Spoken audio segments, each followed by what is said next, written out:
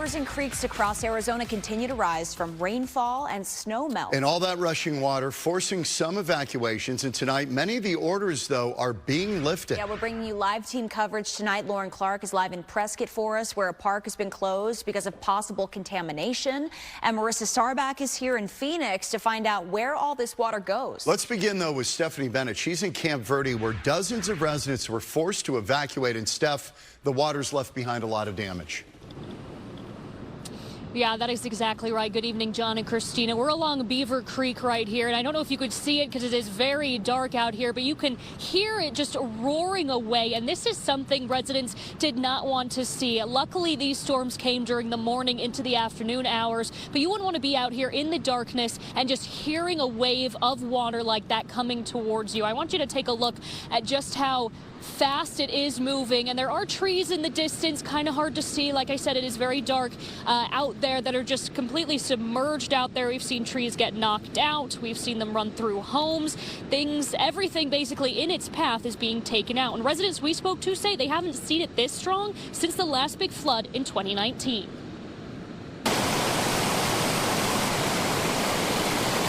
Residents in Camp Verde, Rimrock, Beaver Creek, and Lake Montezuma waking up to another round of flash flooding Wednesday. There was no warning. It was coming up so quickly. We knew right then it was time to get our game plan on. It was time to be cool heads and protect our stuff and get out. So we did. Brandy Bateman lives along Wet Beaver Creek in the Lake Montezuma area. They were told to evacuate Tuesday night, and coming back today, the floodwaters were rising even higher. Water and mud on the baseboard, you can see I will lose rugs and anything that was sitting on the ground, but we were intentional going around picking stuff up. She says the last time the creek flooded was in 2019.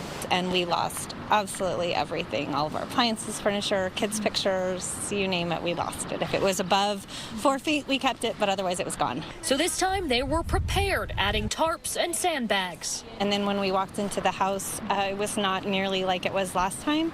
So there was just this sort of, okay, we did what we could, we did it right, and we just don't want to do it again. Further south, rescue crews worked to save this stranded pig, while the Verde River soon swelled, swallowing these homes along Armetta Drive. I mean, I never expected the water to actually reach over the fence line. So then when I got the call, I was at work. So I rushed over here, and in a matter of like half an hour, it had gone from just barely, flooding to it was like out to the middle of the street. As for Ian Biddeke, his family knew what they were getting into, building their homes on stilts, very aware they live in a flood zone. This has had the most water go through it on 93. This was finished in 2010. Yeah, and they're not out of the clear just yet. It's definitely going to take some time to piece things back together, and for now, the cleanup just beginning. Back to you guys. All right, Steph, thank you. Flooding also hitting Prescott hard, and officials believe some water in nearby creeks could be contaminated with leaking sewage. Talk about mounting problems. Fox 10's Lauren Clark joins us out there with the latest tonight. Lauren?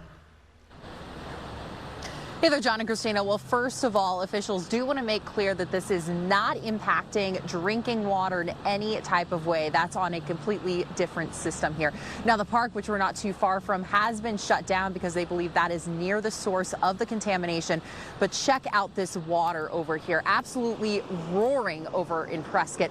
We're actually near the parking lot of a hotel, too, and you can see just the pools of water that are puddling on over. And officials are asking people to take this seriously. The areas that they have shut off, they say that is for a reason, because bacteria from contaminated water can really make you sick. It was raging. Adam Van Slyke says he couldn't help but to capture it all on his cell phone camera. Across the street on the building, and I realized the river creek was really high. The high water gushing onto the outdoor patio of a local business. Approached the walls and go into the second deck. Owner Founding Fathers Grant Casada said they had to act quickly to save their furniture from the rushing waters. 20 chairs and had to move everything out and the firewood that's down there and move it up to higher ground. Now bricks of that lower patio swept away from the roaring creek. For about 2.5 years on the creek, we've definitely seen it rise, maybe a few feet below us, and this is definitely the highest it's been and the longest running. Turning roads into rivers as closure signs like this one are peppered throughout Prescott. The water getting so high. To see the park over there closed. City officials shut down Granite Creek Park, warning its residents to stay away for possible contamination. The storm water and snowmelt stressing the sewer system as manholes located near the park exceeded their capacity, with some of that flow entering into the waterway. Outside locked gate, city crews were spotted cleaning up what they could and testing the water as vacuum trucks sucked up the overflow.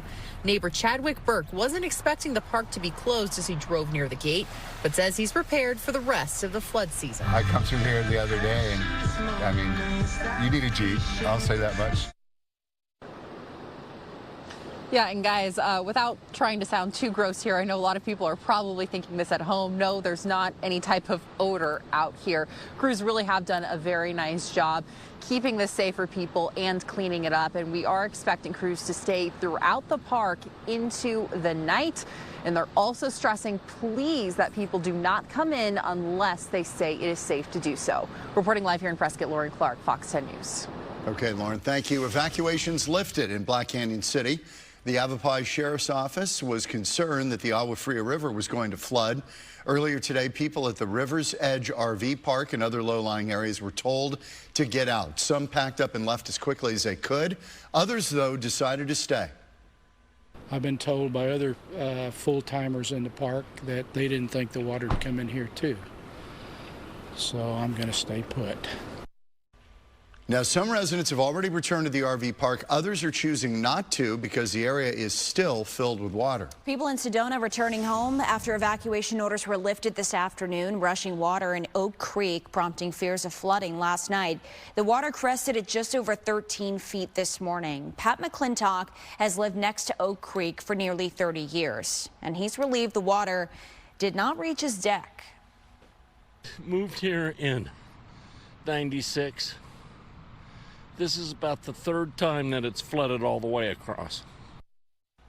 Although the water levels are going down in Oak Creek, first responders say still too dangerous for people to go into the water or attempt to cross flooded roadways. Well, people have been trying to cross flooded roadways, and law enforcement and rescuers are searching now for an elderly couple reported missing in Gila County. Their empty vehicle was found this morning in bad weather in Tonto Creek at the Bear Flat Crossing. That's about 18 miles east of Payson.